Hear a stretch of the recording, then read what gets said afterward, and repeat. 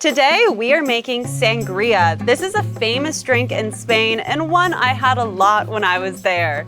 It's absolutely delicious and really easy to make.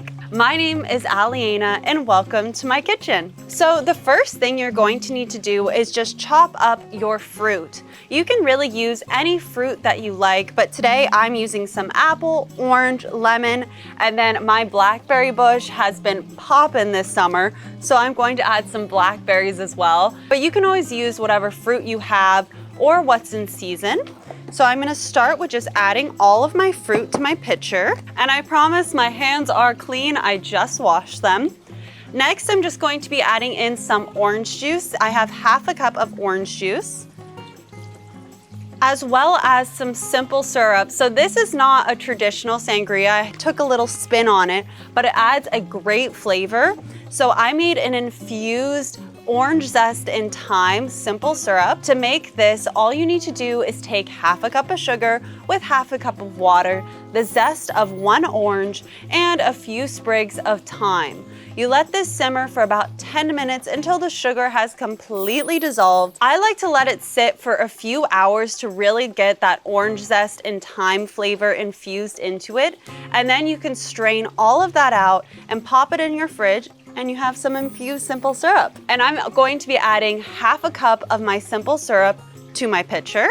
Next, I'm just going to add in some brandy. I recommend letting it sit for at least 2 to 4 hours or overnight before serving it, because the flavors really come together in time. Even though you can have it right away, it does taste better if you let it sit for a few hours. So here's my half a cup of brandy going in. I'm also going to add in half a cup of Grand Marnier. You can use triple sec, that is the more cost-effective option because Grand Marnier is kind of pricey. But this is a cognac and orange liqueur, and it adds a delicious flavor to your drink.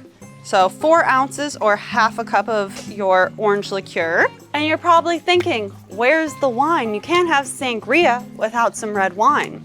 So here I have my red wine, and you do want to use a Spanish wine. I've tried making sangria with Cabernet or different wines, and it just does not taste the same. So I found these 2 Spanish Rioja wines at Trader Joe's. They actually have a very good wine selection.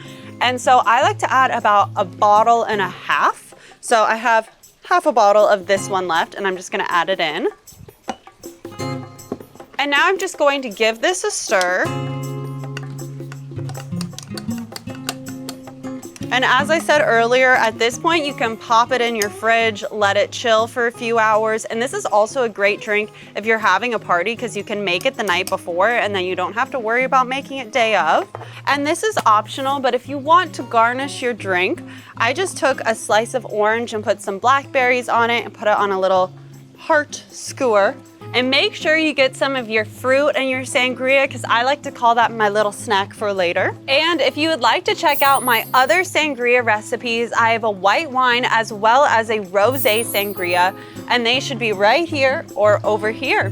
Thank you so much for watching, and cheers, or as they say in Spain, salud.